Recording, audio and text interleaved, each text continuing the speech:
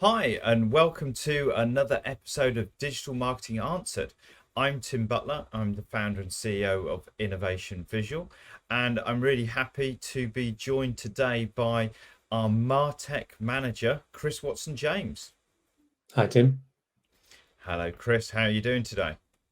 Yeah, good, thank you. How are you? Yeah, I'm good. I'm good. I'm excited to pick your brains on behalf of the audience around the subject of the power of lead scoring in your digital marketing strategy.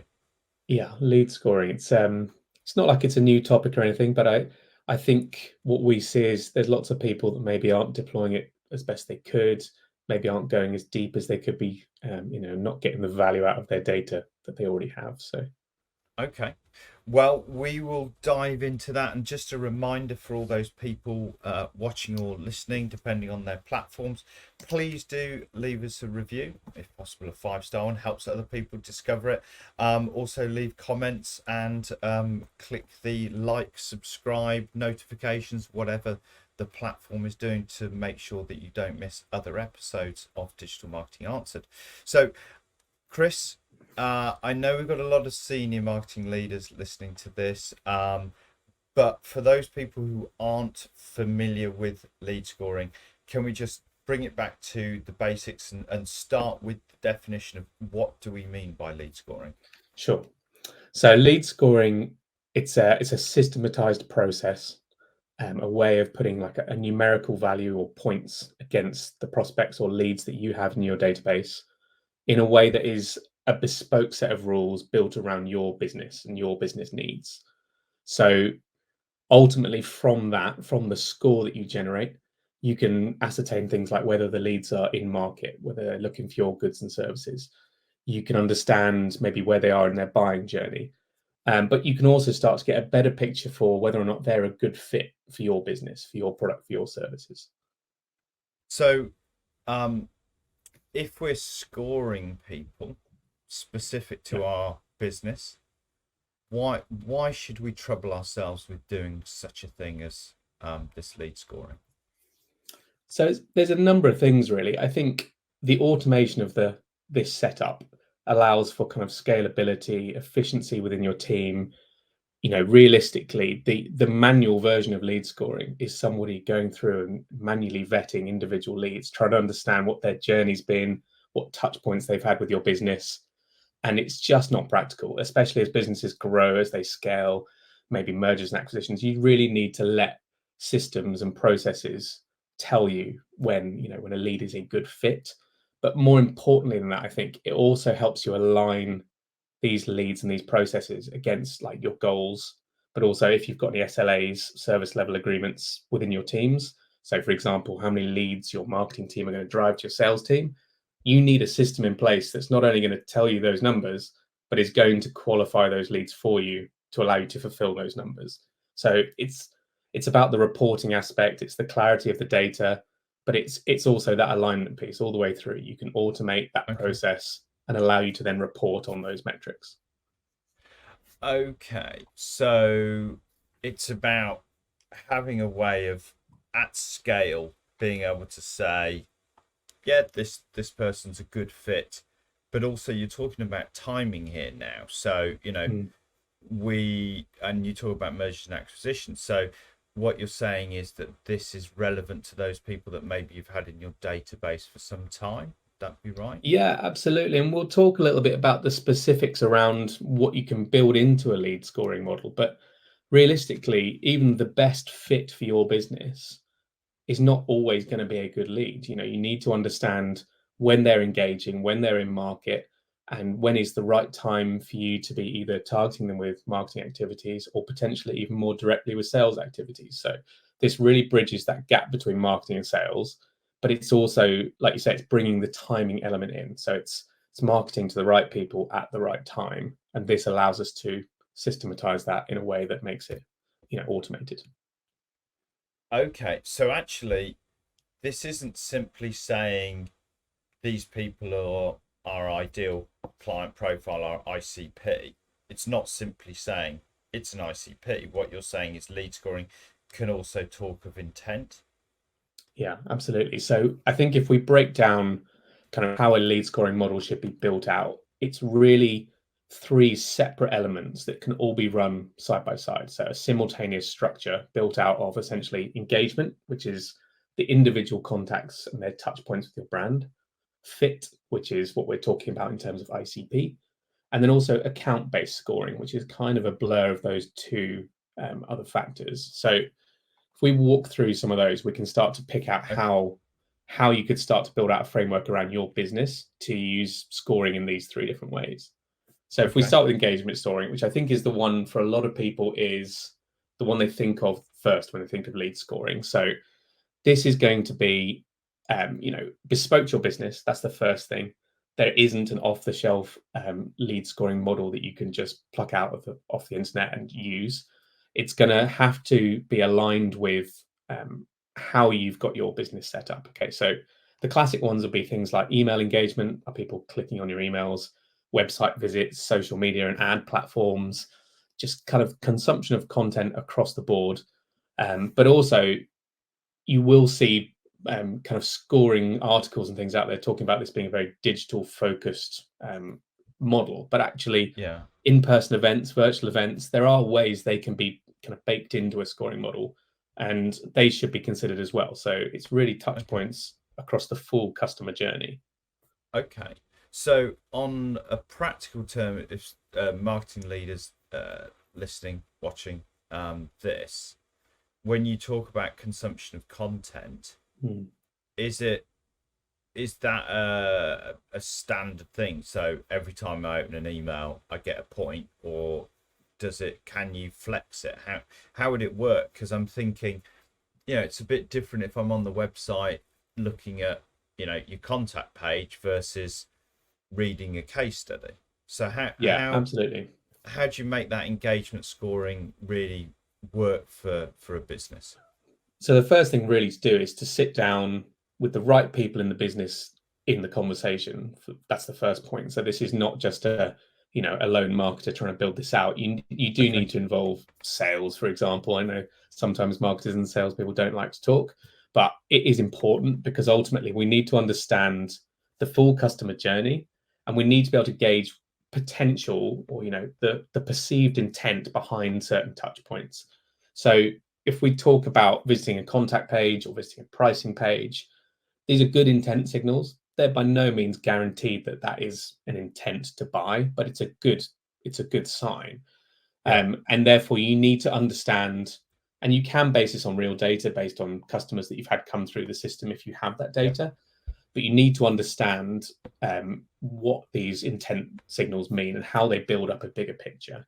So in terms of content consumption, it might be reading blogs, it might be watching videos, it might be understanding how far a video you've actually watched. It might be actually digging into different types of content and how those fit in with different stages of the buying journey. So an awareness piece of content would be scored lower than a piece of content that's at the decision end of the funnel. And we'd also think about the timing of these events. So a visit to a pricing page 2 years ago is clearly not as relevant as a pricing page today. So you Okay. have that time element built in as well. Okay.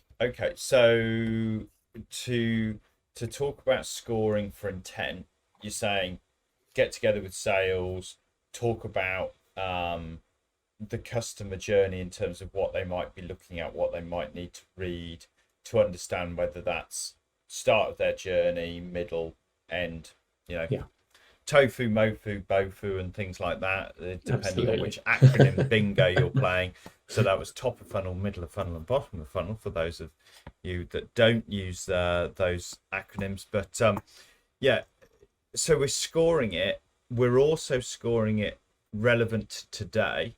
So what you're Yep. saying is you can actually create a model which says, well, it's 2 years ago. That's not so relevant, but it was yesterday is much more relevant, is what you're saying.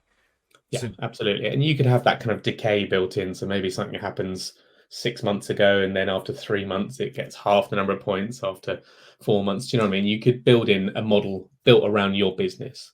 so is this where it's actually when you spoke at the start about some companies not doing this all that well, they might be missing out on things like factoring in timings and factoring in the different levels of intent behind different types of content? Is that an area which you see that people aren't doing it Yeah, brilliantly?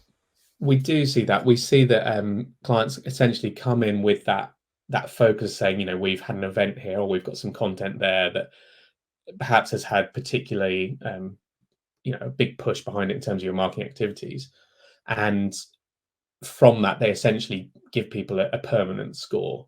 So you get, let's for argument's sake, say it's 25 points for downloading a gated piece of content. Well, they Yeah. keep that score forever, and that clearly isn't right, because in 6 months' time, yeah, it might still be relevant. 3 years' time, it's definitely not relevant. Those people are no longer in the same research phase of their buying journey. Hopefully, they've Okay. already bought from you. Okay. Okay. So that's kind of thinking about the engagement and the intent area. You talked about two other areas. The next one I think was kind of the fit to the Yeah, ideal absolutely. client profile, the persona. Yeah. Yeah. So yeah, How does that work? you could call this ICP scoring, you could call it fit scoring, you could call it demographic scoring. It's all kind of much of a muchness, but this is really now thinking about whether or not a contact is a good fit for your business. So, this is really trying to understand whether they might be in market, they might be researching, they might be visiting your site, they might be ticking all these points for engagement. But ultimately, if they, if we're talking B2B, if they and their business aren't necessarily a good fit for your product, or as a consumer, perhaps your product doesn't actually answer their needs, then the chances of them buying, or at least the chance of them buying and being happy, are going to be reduced. So this is not only bringing in that side of the fit element, but it's also looking at how we can then kind of bake that into the previous score that we just spoke about. So we'll come back to that in a sec. But Okay. when So we're this talking is about, no, go on. sorry, sorry, I interrupt. So the ICP bit, this is what, like their job title, or is Yeah, it to do with the person, or is it to do with who they work for? it could be a bit of both. So in this Okay. instance, we could be talking about the size of the business they work for if we're talking about B2B, including things like revenue. Um, but we could also be looking at, job functions, seniority, the industry that they work in. All of these things will build up a picture. It could even literally be where they are in the world. So if your business, for whatever reason, only sells within UK and Ireland, then clearly that's going to be part of your ICP, because you need to understand where your customers are based. Okay. So you can bring all of these elements together to really then build out a picture of what that ICP is, or what that persona is, and use that to kind of generate a fit score. Okay. So this is where we're actually going. Do you know what? This company only has less than 100 employees. Our solution is for people with 500 employees or Yeah, more. exactly. Therefore, we'll score them out just as much, and that's powerful just as much as saying, well, actually, these people, there's 1,000 employees here, so they're definitely a good fit. And we're taking multiple data points there, and we're scoring to say, yes, this is somebody that we should be talking to. And then you're saying that gets layered on top of, and they're doing things that makes them look like they're interested in what you've got. And so, Yeah, well, it absolutely. seems like we've got the score. Where's this third element that you mentioned come in? Why? Well, so Why? the third element is going to be account based scoring, and this is really talking about how you bring these elements together. So if you think about so account based marketing, it's obviously quite a hot topic at the moment, and when you start to think about using particularly the ICP or the fit score to build up maybe a tiered system, so let's just say it's gold, silver, bronze, you can then start to say, well, actually, let's build out a kind of a global score that takes into account our first engagement score, that takes into account our ICP stuff, and now we're going to put those together. So a gold tiered account, for example, maybe they only need half as many points to qualify up to a marketing qualified lead, or maybe a silver tier is 25%. It makes it easier, if you like, for those higher tiered companies' accounts to qualify, as well as the contacts within those companies. So that's one side of it. Oh, okay, okay. So what we're saying here is, don't just rely on those two things, and are they in or out or whatever, or they get points. But if you know an account, and this is, this is really powerful, I suppose, for those companies that have got identified lists of, we need to talk to these people, um, and that's quite a few now. B2B, a lot of people are saying, we really want to go after these people because I think the data is 50% better sales achievement when you're doing account-based marketing, and something like 50% less time in the the direct sales process. So there's a lot of reason to have those identified accounts. And what you're saying is top accounts you can score up quicker. Yes, Is that absolutely. right? Yeah, absolutely. You make it easier for that threshold for them to qualify. And I think this is why having sales involved in the conversation is really important, because you will absolutely have people within your sales org who will be able to, they'll tell you that our product, our service, it works particularly well in this industry or with this vertical. I know I can sell well into this vertical. And as a result, we know that we can accelerate the sales funnel by using that information as part of our scoring to push those leads to the top of the funnel and make sure that they are being surfaced and that the sales Right. people are picking those up. So that's one side of account-based scoring, but there's a whole other side of it, which is essentially taking the engagement score that we spoke about first. So if you imagine you've got, let's say it's a large company that's coming through this scoring system, and you've got a couple of ways that that company could qualify to go through to become a marketing qualified lead and talk to sales. The first one is that one person or a couple of people from that account go through and they submit forms, and they watch webinars, and eventually their personal score gets them to the threshold to qualify. But if you've got a large company, you might have 100, 1,000 different people in your database from that single company. And we think that there is definitely reason to look at a large company and go, well, okay, no single person in this company is qualified as a marketing qualified lead. But actually, if you look across the board, lots of them are consuming our content, lots of them are visiting the site, lots of them are going on webinars. Clearly, our name as a business that they're looking at is being passed around the office, and there is clearly an intent there for our product and service.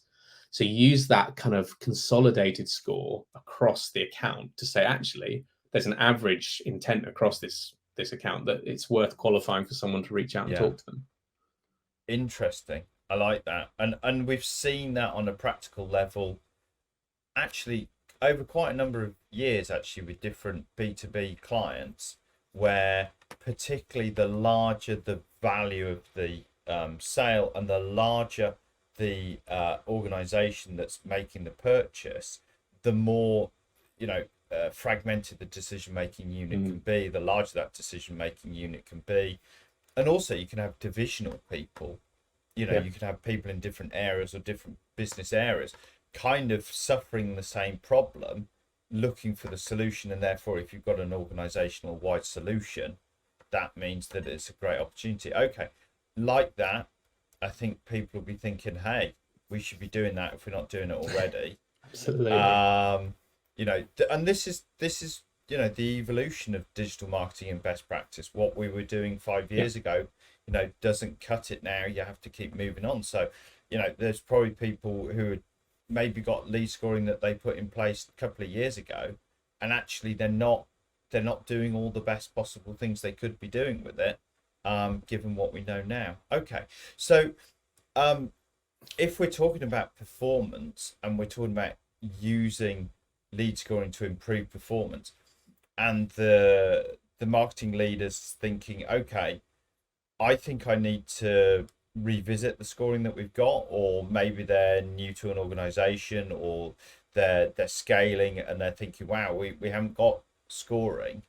In terms of implementing, I suppose the first place good marketers start is, what's the numbers that we need to worry about? So what are the kind of metrics that we need to take so that we can benchmark where we are now and then look at after we've implemented?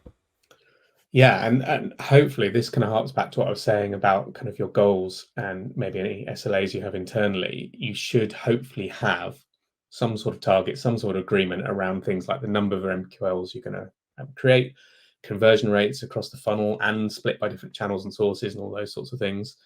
But it's also going to be, like the cadence. We're talking about how quickly are we pushing people through the funnel. And I think one thing we've definitely seen recently for a lot of businesses, there's definitely been a slowdown in how quickly their sales cycles are going.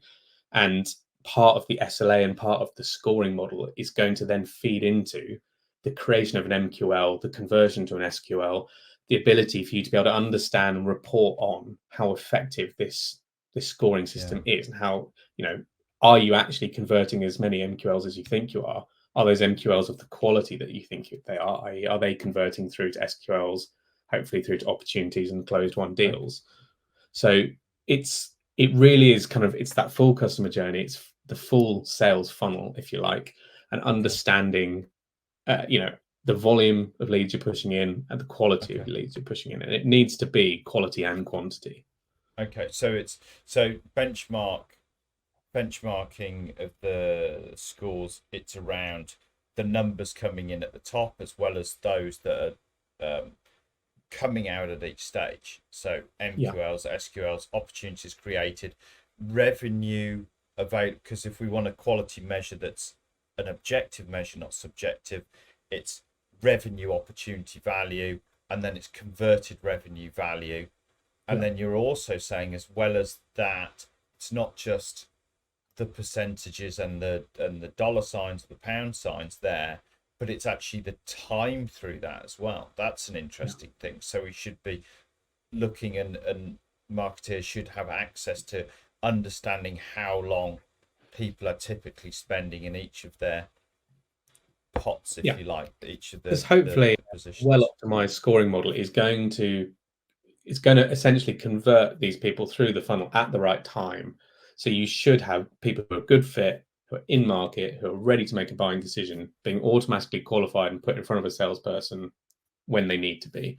So that speed through the funnel should increase. Okay. So and it was interesting, you mentioned at this time where markets are getting a bit sticky, slow down in decision making. It's not the wild west of, we need to get out there, we just throw some money at it, do it now, fix the problem kind of thing. Now when people are a bit more cautious about their budget usage, or it's getting cut down, and they're taking more time around decisions, what you're saying is actually lead scoring can help you if you're a business whose sales cycles got longer, conversion rate maybe has been eroded. Implementing a better lead scoring model actually can help you rebalance that, shrink the sales time, improve quality, improve conversion rates. That's what you're saying. Yeah, absolutely. And it's worth saying as well, this is going to go slightly off on a tangent, I think, but lead scoring does not just have to be new cold leads coming in at the top of your funnel. We could be talking about requalifying leads that have gone cold during the sales cycle. We could be looking at scoring existing customers for cross sales and upsells. We really should be taking lead scoring beyond the point of the first deal being closed, won, or lost. And it is something that can be implemented all the way through a customer journey. I like that. Lead scoring for current customers for upsell, cross-sell. That's a gold mine for a lot of businesses whose maybe it's harder to get these new people coming in, but we know that it's much easier to sell to an existing. But what you're saying is lead scoring can actually help go, hey, go knock on the door to sell them this, because you can upsell them this. And can you score the opportunity? I suppose you can tie in with what people are taking or not taking within a product or service set. Yeah, absolutely. We've had a client not that long ago that we basically went through a whole system of working out how we score how well their product is being used, because they had a fully kind of online product. And that meant that, we essentially could understand, was that product being consumed? Were people using their kind of credits, if you like, towards that product and that service? And it meant, we could very easily gauge engagement for those contacts, which not only can then obviously be used for scoring for kind of, like we said, cross-sell and upsell, it's also just a really good way of kind of doing, a temperature check on whether your existing customers are engaged with what you're selling to them. So I think that's important as well. Yeah, prevent churn. Well, I mean, and that can be killer for growing tech companies.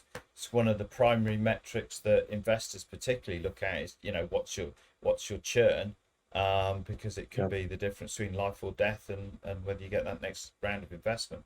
Okay, really interesting. So there's marketing leaders out there which, in some instances maybe they're coming into a greenfield site on scoring. Others, I imagine lots of them going, hey, I don't think we're doing this as well as we should be doing it. We're not covering this base. There's opportunities to get best practice. um where's the starting point? Because I think you're going to need the technology to do the heavy lifting here, aren't you? You are, yeah. So realistically, um, you need a CRM in place. You need a platform of some description that holds enough data to allow you to actually run this. So theoretically, you could manually score people in a spreadsheet. It's not very practical. It's not really It's going to not going to work. happen for our audience. They're like, no, No. we know, Chris, we know a CRM's needed, and we know it's got to Yeah, be a good one. absolutely. So you need that CRM. That's got to have the automation capabilities. It's got to be able to scale with you, but more importantly, it's got to have rich data in it. So, we've talked before, you and I, about things like explicit and implicit data. You need to have, a good depth and breadth of data to allow you to go through this scoring. So obviously we talk quite a lot about HubSpot. Doesn't need to be HubSpot. There's loads of platforms out there that do all these sorts of things, but essentially we need to have a system that is not only going to allow us to put in our first party data, but it's going to enrich it as well with business data, allow us to talk about some of that stuff we had around the ICP model to really kind of flesh out what's in the system. And that's Yeah. important because if you haven't got the data, it's going to be very difficult to make this work. Okay. And I'm just going to cover off explicit and implicit data for those people listening who might not just have those definitions to hand. Explicit data is where somebody definitively tells you something. So, for example, they fill out a form and they say, our company size is 500 to 1,000 people, or whatever it is. They pick that. That's an explicit data point. An implicit data point, which I think a lot of companies probably aren't doing as much with as they should, and we find it's a rich vein to mine on their behalf.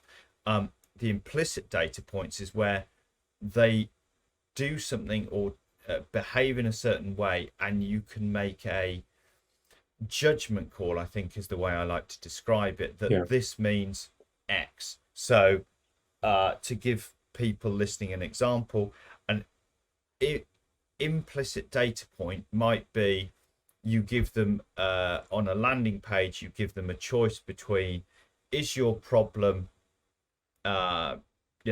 I don't know, a content choice which defines what their problem is, and they select A rather than B, and there you can infer from that that their problem is this, and then you would put that in there as an implicit data point. You assume that that's the case. Yeah, Yeah. absolutely. I always think of it as like reading between the lines. They give you some of the information, and from that you extrapolate out and decide how that works best for your business. Yeah. Yeah. And I think it's what's really interesting is it comes back to something that we talk about a lot, which is the power of data, and the fact that actually now even relatively small organizations should have a data strategy, should have a strategy to say, what data are we recording about our prospects, about our customers, which enables us to serve them better. And I think that if people are listening and they're like, well, we've got name, phone number, address, what more do we need? So we're a world away from that now, aren't we? We're an absolute world away. There's a lot of data points that people should be holding, even as a relatively small scale business, because I suppose the next thing, and we won't go into it on this one, but it's the personalization Yeah. aspect of what we're doing off this, because if we're scoring people and we're moving people through, we can then jump them down the journey, and we can personalize that journey for them. So in terms of then, like, people listening again, okay, we know it's great, we know it's really good, we know we should be doing it. what, what maybe three things that would help them be better at lead scoring in terms of getting Okay. closer to best practice? So the first one we started touching on there, but it's making sure that you have in place the touch points and the data that are actually going to allow you to drive this scoring model. So you might kind of sit there and go, "Oh, it's great. We'll use email clicks for this or this landing pages for that." But if you haven't got, if you're not using your email channel to its fullest effect, or if you haven't got the gated content to drive people through to forms and things, it's going to be very difficult to build out a scoring model based on those touch points when they don't exist.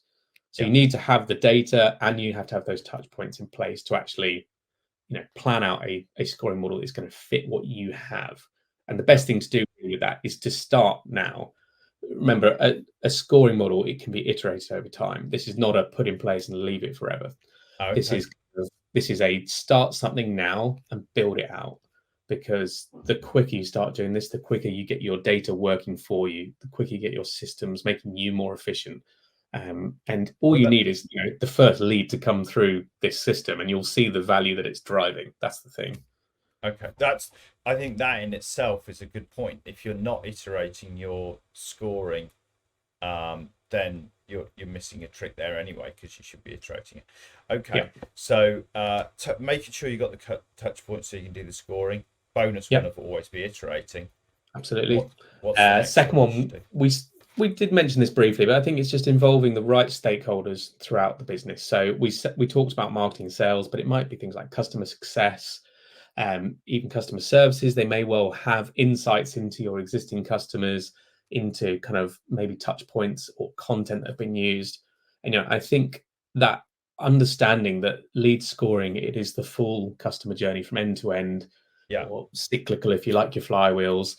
It is making sure that we are using all of that, the data that we have, the customers that we have, to make informed decisions Yeah. about how we build this out, not just go, "Oh, it'll be Yeah. fine. It'll be email opens, it'll be email clicks." And Yeah. you need to really kind of think about it and think about the volume that you drive through all of these areas of your business. Because if you spend all of your time building a lead model, a lead scoring model that scores really highly on a page that no one visits on your website, well, it's a bit pointless then, isn't it? So, Yeah. it is about volume and matching it to what you know about your customers. I think that also the getting people involved thing. I always think that the customer success or customer service teams, they're really good at actually uncovering use cases that sometimes people in marketing and sales haven't really realized. That we deal a lot with tech and SaaS companies and things, and they discovered like that the tools being used like this, and sales and marketing haven't actually realized that it's really good for X. And Yeah, then so there's a whole thread you can put in, because then if you're starting to create content around that subject matter and then you can score it, it's a virtuous circle of satisfying yeah, customer need, isn't it? absolutely. Yeah, absolutely. Okay. And then so if we're getting these touch points organized, we're getting everybody involved to feed into it, what else can we practically do to do this? So it's part of the planning of the lead score model, but it's also what you do after you have a lead scoring model in place. It's making sure that you align your marketing and your sales activities to your lead scoring model. So what I mean by that is, if you've decided that you're going to be scoring these gated pieces of content and this webinar and these videos, you now need to be sending your leads to that content. You actually need to give them an opportunity to engage with that content. Um, it's so common that we see, we go through the process of getting a lead scoring model put together. We have the right stakeholders in the conversation. And then almost immediately someone comes forward going, "Oh, yeah, but I'm running this event and I want to be able to send these different bits of content." And none of it is picked up by any of the rules that have been agreed and discussed throughout the process of putting the model together. And you just think, that's great. We'll get them in there. We'll score them. We'll build that out. But we need to have that thought process throughout. If this is the content we're going to be sending out to people, whether that's via nurture workflows, whether that's through events, whatever it is, we need to Yeah. make sure that we're covering that with our scoring, so that we can then pick Yeah. up that engagement, drive these people through the sales process, and actually, do what we want to do, which is drive revenue. So get that alignment, but also utilize the fact that we've gone to all this trouble and all this work, and Yeah. we need to actually maximize it and get it And working. it's So great as yeah, well because you can align this now as well, not just with your marketing activities, but also with the different kind of stages of the buying process. So you can now start to go, great, I'm going to build out nurture workflows that are going to take people through from tofu, mofu, bofu, awareness, consideration, decision, however you like your funnels. yeah, And we're going to have our automation built that way. We're going to have our scoring built that way and make it all work. Now, of course, journeys are never linear. They never go exactly the way you want. But if you build yeah. out something that is built with that in mind, it will function better. It will be more streamlined and it will actually make sense Okay, in the way that your scoring's built out and then your automation's built out and then your user journey is enhanced basically. So it is a okay, win-win. okay. Before we close off, I'm gonna throw out a curveball on you. Hmm. We talked all about B2B. Could I Yeah. use this for a B2C? Yes, you can. It's obviously a slightly different approach because we're no longer going to be thinking about account-based scoring Yeah, particularly. That's almost always going to be off the radar with this. But there's no reason why you can't take the same sort of processes. Are people engaged with my yeah, content on social media through emails? Are they visiting the site? We can yeah, still use implicit, explicit data. So if people are viewing particular products on an e-commerce site, we can reskin the homepage to fit, yeah. the segment they fall into, and it still works. So high value consider a considered purchase, because I'm not thinking about, oh, I want to buy a pencil, just looking at what's on my Mm. desk. It's not like I'm going online, I'm buying a pencil. We're not going to nurture somebody through that and do that. Yeah, But I'm thinking high value consumer sales. So I don't know, new car, new furniture, something that you've got to really, that you're not going to just do a search and that, that moment you're going to buy. So you can score people for that kind of consumer thing, yeah, which I and think was good. no, I just think also on top of that, like, with the high end consumer, you may still have the need for a salesperson to pick up the phone, and obviously that handoff to sales is what lead scoring is really built out for. But that doesn't mean it doesn't work across other kind of levels of, say, e-commerce, because you can still have lead scoring to help a system understand where someone is in their buying journey. Are they still in a decision phase? Are they in a place where they might actually be more susceptible to marketing activities? And you can still automate comms out to people. Mm, And some people are very good at this. Obviously people at Amazon have a huge amount of data, a huge amount of power, and they can throw stuff at this. But you know, you do you can take kind of automated B2C comms beyond kind of abandoned basket and all those sorts of things. And there are ways that you can take people yeah. on planned out journeys as part of that. Okay. Sounds good. Sounds good.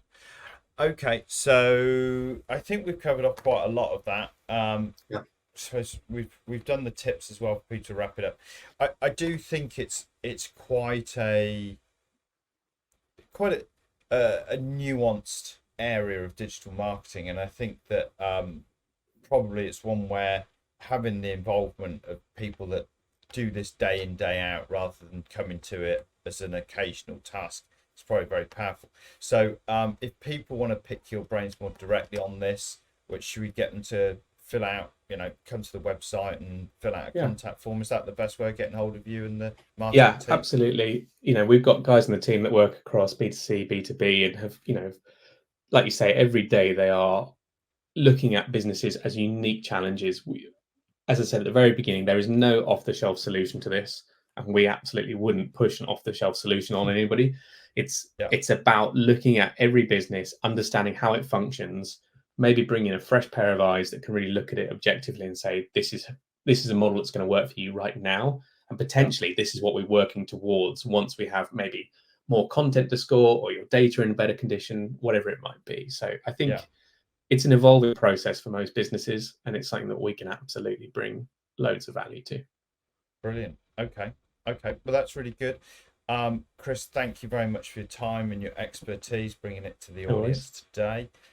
For those of you who are watching or listening, depending on your platform, thank you for your attention. Thank you for your time. Please do leave us a review. 5 stars would be magic. And make sure that you subscribe so that you don't miss any future episodes.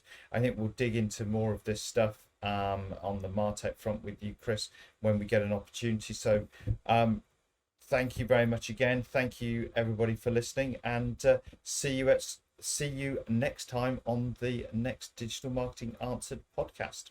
Thanks very much for listening.